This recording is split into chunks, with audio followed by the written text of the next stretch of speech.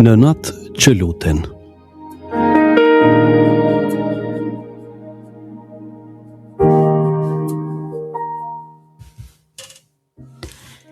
Qof lëvduar Jezu Krishti, të dashur dëgjues, jemi sërish së bashku në valët e Radio Maris në këtë hapësirë ku shpirti gjen në frymarrje.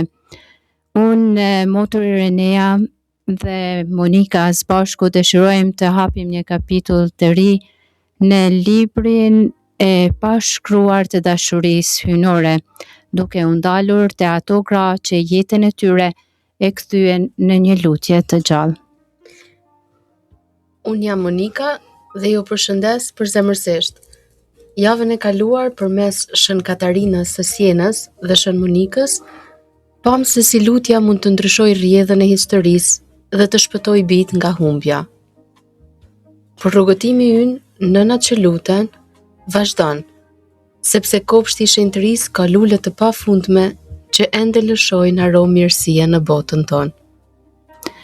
Sot sytë dhe zemrën do t'i drejtojmë drejt dy dëshmitarëve të jashtëzakonshme që na tregojnë se amësia nuk është thjesht një fakt biologjik, por një thirrje për të dhuruar jetë me çdo kusht. Do të zbulojmë se si një motor e mbyllur dhe një nën familjeje mund të kenë të njëjtën rrahje zemre për Zotin. Do të ndalemi te Shën Tereza Jezusit Fëmijë, e cila edhe pse jetoi mes mureve të Karmelit, u bë nën e një ushtrie shpirtërore. Ajo na mësoi se dashuria nuk matet me vepra të mëdha, por me hapa të vegjël, të hedhur me besim të plotë. Dhe krahas saj, do të njohim forcën e Shën Xhanna Beretta Mollës, mjekës që e ktheu profesionin në mision dhe amësinë në martirizim, duke zgjedhur të shuhej vetë që të mund të lulëzonte jeta e vajzës së saj. Janë dy modele që na kujtojnë se shoqëria nuk është një privilegji të largëtëve, por një mundësi që lënd në përditshmërinë tonë. Mjafton pra që çdo gjë ta bëjmë me dashuri të madhe. Këto dy gra nuk kërkuan lavdin e kësaj bote, por u bën urë që bijtë e tyre biologjik dhe shpirtëror të kalojnë drejt amshimit. Ndaj, ju ftojmë të qëndroni me ne në këtë udhëtim emocionues. Sot do të kuptojmë se sekreti një jete të përmbushur fshihet në dorëzimin e plot në duart e Atit. Sepse, siç do ta shohim, nuk ka dritë më shpuese në errësirë se sa flaka e një nëne që lutet.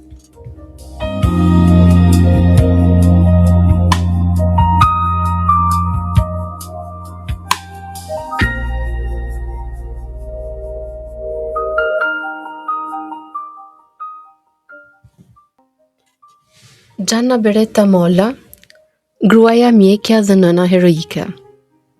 Gianna lindi në Magenta, Milano, më 4 tetor 1922, në një familje me besim të thellë kristian. Që në rini, ajo aktivizua në aksionin katolik, duke dëshmuar një dashuri të madhe për jetën dhe bukurinë. Megjithse ishte një vajzë që e donte modën, muzikën dhe sportet, veçanërisht skit, ajo kur nuk e humbi fokusin nga Zoti. Ajo zgjodhi rrugën e mjekësisë, duke u diplomuar si doktore në mjekësi dhe kirurgji në vitin 1949. Për Giannën, stetoskopi nuk ishte thjesht një mjet pune, por një instrument dashurie.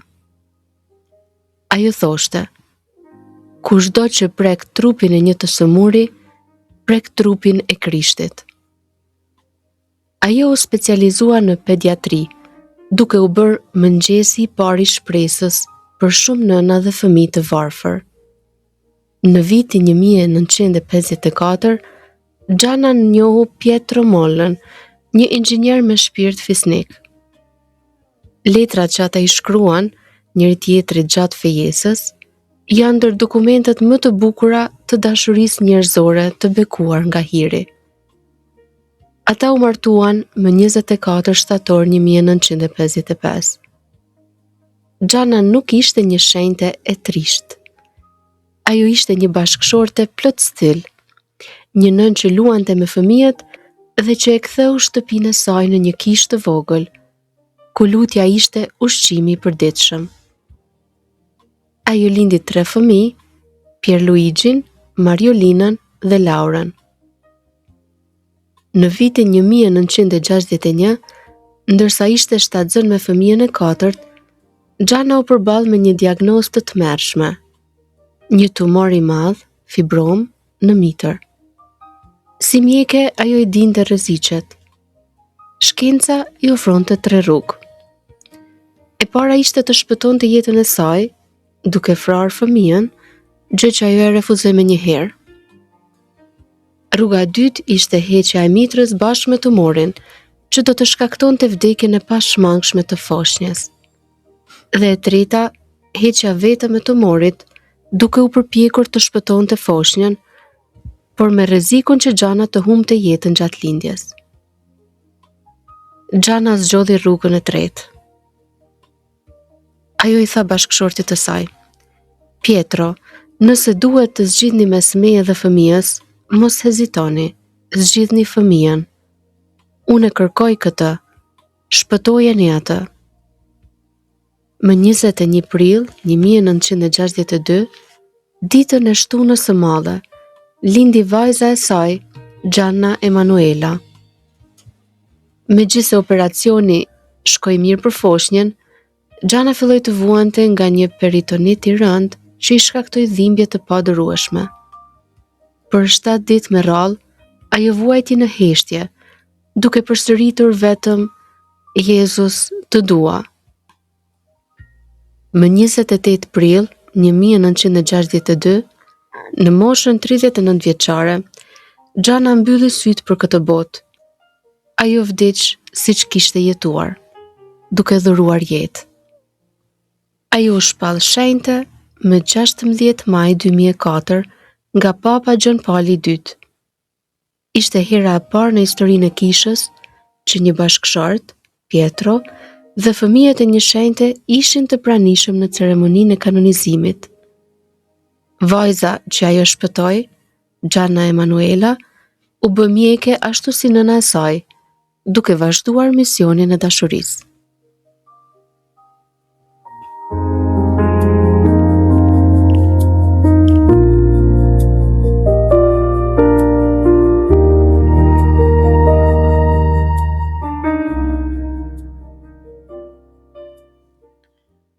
Të dashur dëgjues, pra sot do të flasim për një shenjtë tjetër moderne, një grua që na tregon se shetëria nuk gjendet vetëm në manastire, por edhe në sallat e operacionit, në pistat e skijimit dhe mbi të gjitha në dashurinë e një nëne.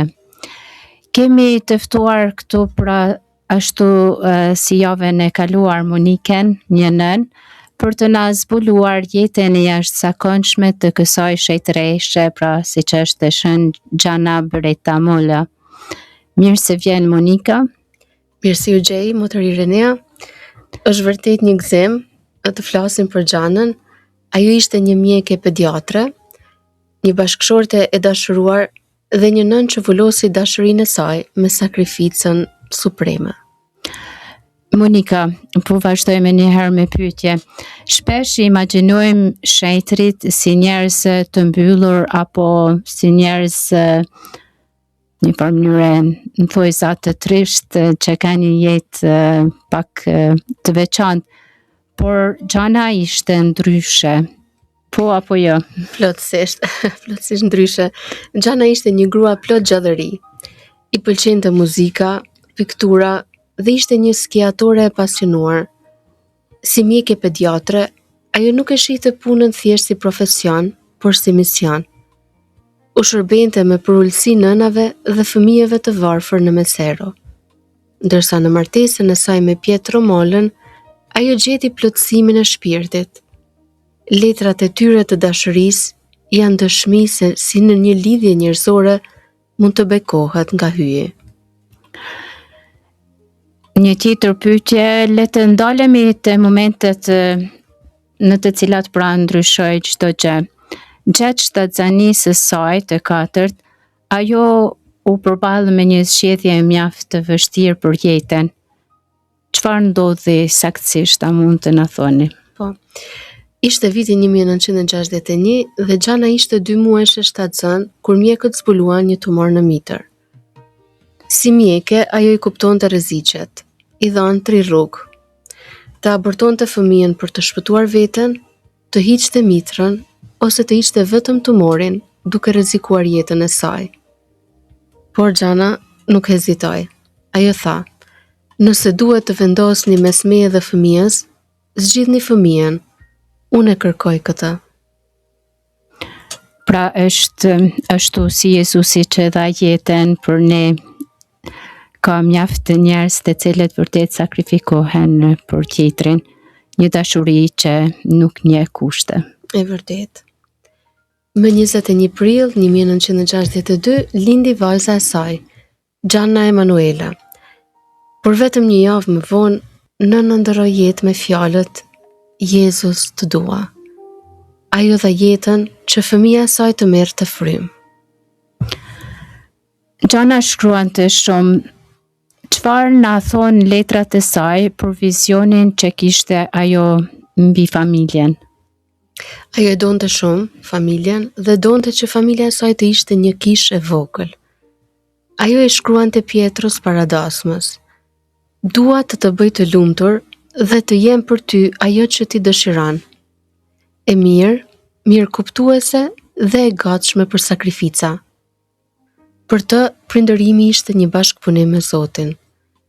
Ajo i mëson të fëmijët, Pierluigin, Mariolinën dhe Lauren, se lutja është si frymëmarrja dhe se gëzimi është vula e besimit. Monika, kanonizimi i saj në vitin 2004 nga Papa John Paul II shënoi një rast unik në historinë e kishës, apo jo? Po, Çfarë mund të na thoni më shumë për këtë? shumë breslënse dhe ishte një moment shumë prekës që për i mbar botën të lutonte. Për herë të parë, në rreshtin e parë të ceremonisë ishte bashkëshorti i shenjtores, Pietro dhe vajza që ajo shpëtoi, Gianna Emanuela. Pietroja jetoi deri në moshën 98 vjeçare, duke qenë qiriu që mbajti ndezur dritën e gruas së tij. Ai lejoi dhe publikimin e letrave të tyre private, që bota të shihte se shenjtëria e Giannës ishte ndërtuar ditë pas dite në përditshmëri. Monika, çfarë trashëgimie na ka lënë Shën Gianna Beretamol? Çfarë mund t'ju japim sot ne atyre që na dëgjojnë, çfarë mesazhi? Trashëgimia e saj është e gjallë, është vajza e saj Gianna Emanuela, e cila është vetë mjeke sot dhe dëshmon që nëna ime nuk zgjodhi të vdiste. Ajo zgjodhi që unë të jetoja. Dhe Gianna na mëson 3 gjëra. E para që shenjtëria arrihet duke qenë profesionist dhe prind i mirë. Po ashtu që jeta e tjetrit ka vlerë absolute, dhe e treta që dashuria e vërtet është vendimi për të sakrifikuar veten për tjetrin. Kur ishe duke paraqitur në pika të shkurtra jetën e Gianna Beretamol, ju thatë se ajo ka shkruar shumë letra derisa ishin të fejuar me Pietron. Dhe sigurisht edhe dëgjuesit do t'jenë kurioz me pa, domethënë, përmbajtjen e këtyre letrave. A keni mundësi me na lexu ndonjë letër prej tyre? Patjetër. Patjetër që do ta lexoj letrën e shkruar me 4 shtator 1955. I shtrenjti im Pietro, do të dëshiroja shumë që të bëja të lumtur dhe të isha ajo që ti dëshiron. E mirë kuptuese dhe e gatshme për sakrificat që jeta do të na kërkojë. Këtu zbulojmë atë shpirtin e saj të virtytshëm. Nuk kam menduar kurrë se jam një person kaq i rëndësishëm sa të kem një bashkëshort aq të mirë dhe të çmuar sa ti. Prandaj të dua aq shumë. Do të ecim së bashku. Ti pranë meje, unë pranë teje, duke formuar një familje të krishterë, ku Jezusi do të jetë gjithmonë i ftuari ynë i parë. Do të jemi bashkëpunëtorët e Zotit në krijimin e fëmijëve të mrekullueshëm, që do ta duan atë dhe do t'i shërbejnë atij ashtu si ne. Pietro, a do t'jem unë e aftë të jem një nënë e denjë për ta? Më ndihmo ti, sepse unë kam dëshirë të madhe që t'i rris ata siç i do Zoti. Me ndihmën dhe bekimin e tij, do të bëjmë çmos që familja jonë të jetë një kishë e vogël. Të përqafoj me gjithë dashurinë time, e jotja Gianna. Faleminderit Monika, pra nëpërmjet kësaj letre ne zbulojmë atë shejtërinë e saj, atë dëshirën e flakët të saj për të qenë një nën e mirë dhe sa më afër Zotit bashkë me burrin e saj dhe me fëmijët e saj. Faleminderit për këtë bisedë kaq frymësuese. Shën Gianna na tregon se asnjë dashuri nuk është më e madhe se ajo që jep jetën për miqtë e vet. Faleminderit gjithashtu motër, sepse është edhe kënaqësi edhe për mua të bashkëndajmë këto histori të shenjtërve që janë frymëzim për ne në çdo kohë. Të dashur dëgjues, Shën Gianna Beretamol na la me një porosi. Dashuria dhe sakrifica janë të lidhura si dielli dhe drita. Dhe tani do të shkojmë në një tjetër këndvështrim të një nëne që lind në shpirt.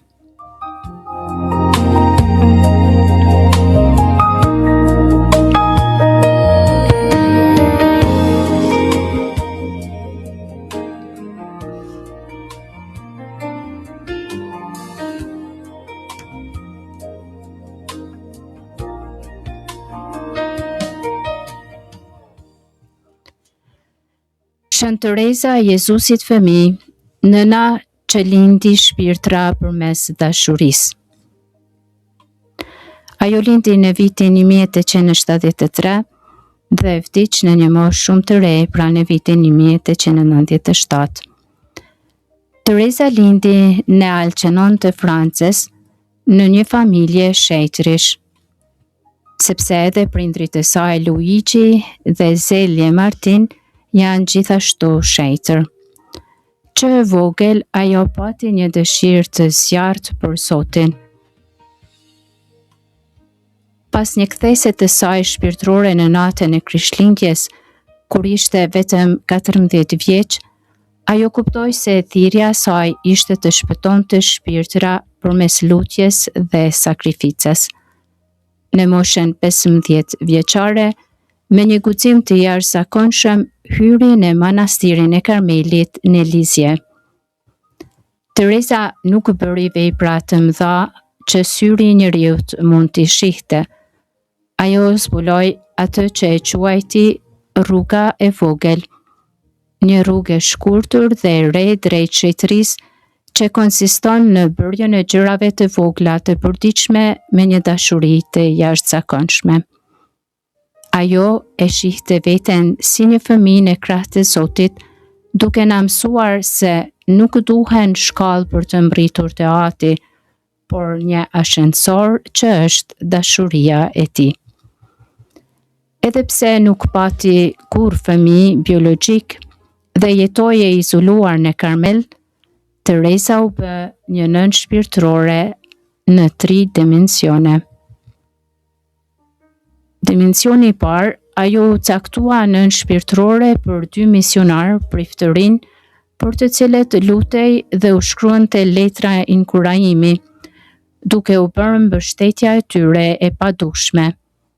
Sot ajo është pajtoria e misionarëve, edhe pse kur nuk ishte në misione. Dimensioni 2. Ajo e quante veten nën të mëkatarëve. Lutja e saj e parë e madhe lindi kthimin e një kriminali të dënuar me vdekje, Pranzini. Ishte emri i tij, të cilin ajo e quajti fëmijën e saj të parë. Dimensioni 3. Gjatë sëmundjes së tuberkulozis, ajo i ofroi dhimbje të saj që shpirtrat të gjenin dritën. Ajo thoshte, unë nuk vdes, unë hy në jetë, dhe premtoi se pas vdekjes do të lëshonte një shi trëndafilash hiri mbi tokë. Kur përkërkonte vendin e saj në kish, ajo kuptoi se pa dashurinë asnjë vepër nuk ka vlerë. Ajo u bë nëna që ushqen me dashuri çdo gjymtyrë të trupit të Krishtit. Ajo na mëson se një nënë që lutet në heshtje mund të arrijë deri në skajet e botës.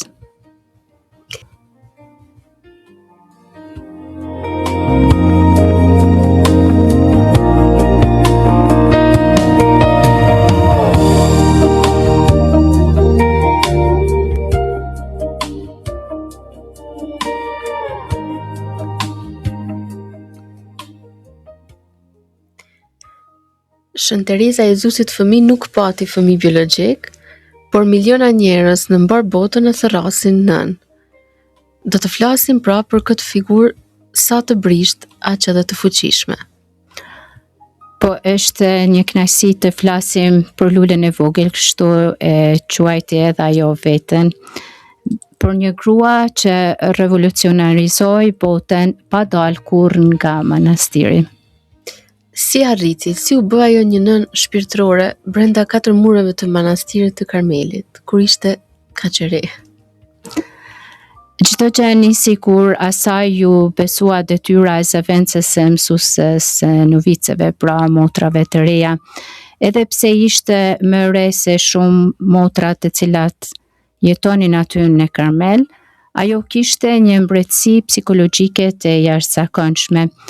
Ajo nuk udhëhiqte me rregulla të ftohta, por me atë që e quante materniteti i vigjilencës. Ajo thoshte se detyra e saj ishte t'i ushqente këta shpirtra me qumshtin e dashurisë.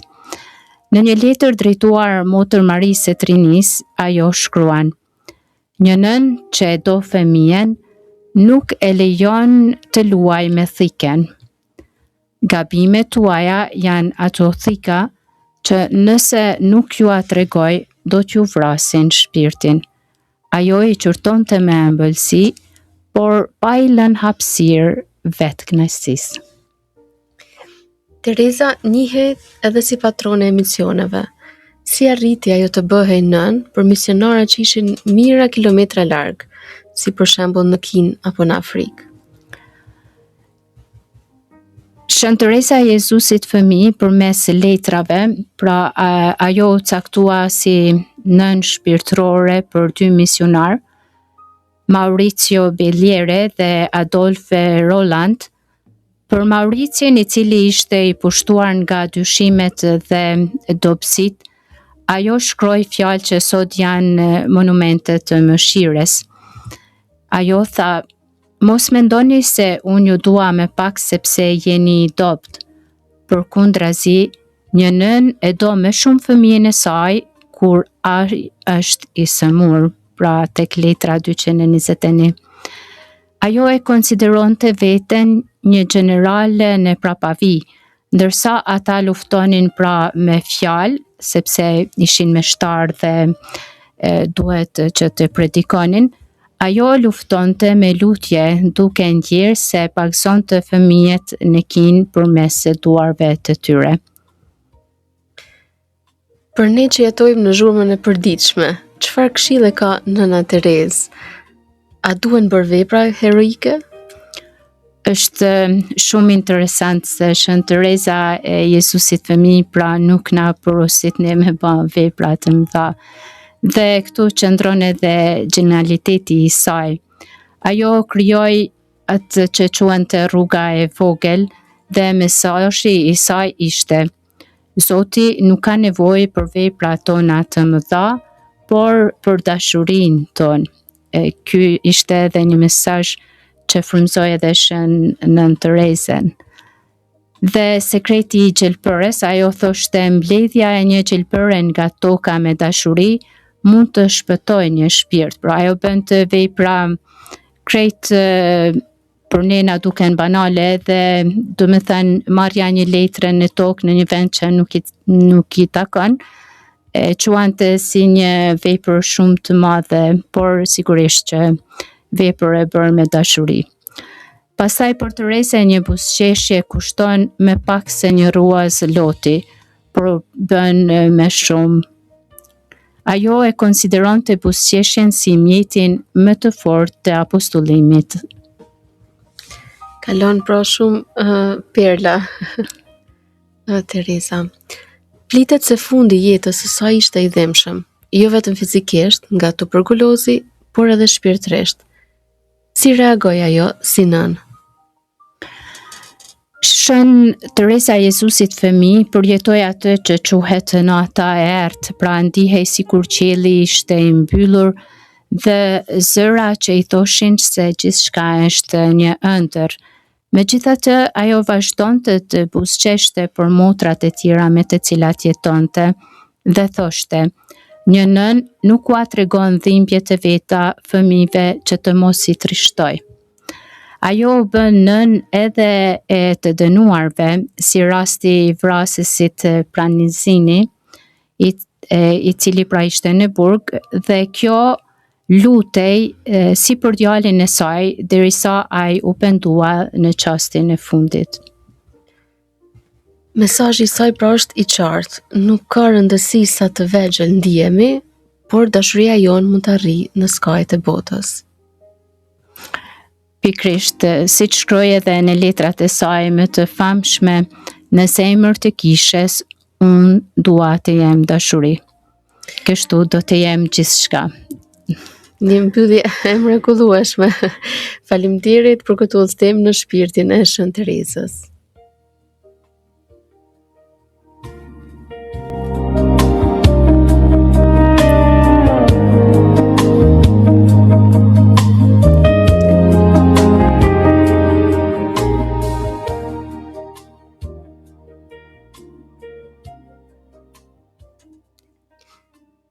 Të dashur dëgjues, udhëtimi ynë i sotëm mes këtyre dy shpirtrave të mëdhenj po mbërrin në fund, por aroma e tyre mbetet me ne. Shën Tereza e Jezusit fëmijë na tregoi se mund të jesh nën pa pasur fëmijë në krah, duke i lindur shpirtrat për parajsën përmes flijimit të heshtër. Ndërsa Shën Gjana Beretta Molla na dëshmoi se dashuria e një nëne nuk njeh kufi, madje as kufirin e vetë vdekjes, ajo na mësoi se jeta është dhurata më e çmuara dhe se mbrojtja e saj është akti më i lartë i besimit. Njëra nga heshtja e manastirit dhe tjetra nga zhurma e jetës familjare na thonë të njëjtën gjë. Shejtëria është dashuri në veprim. Sot, ndoshta dikush për jush ndihet i lodhur nga pesha e përditshmërisë, ose lutjet tuaja për fëmijët duken sikur nuk po dëgjohen. Kujtoni rrugën e vogël të Terezës dhe guximin e pamposhtër të Xhanës. Asnjë psherëtim e një nëne nuk humbet në veshin e Zotit. Të dashur dëgjues, ju falenderojmë që na shoqëruat në këtë emision. Shpresojmë që këto dy drita të ndritshme të ndriçojnë vatrat tuaja këtë javë. Mos harroni, bota mund të ndryshojë vetëm përmes zemrave që dinë të gjunjësohen. Duke përfunduar emisionin për sot, ju premtojmë se do të kthehemi javën e ardhshme me histori të tjera që dëshmojnë se nuk ka forcë më të madhe mbi tokë se sa një nën që lutet.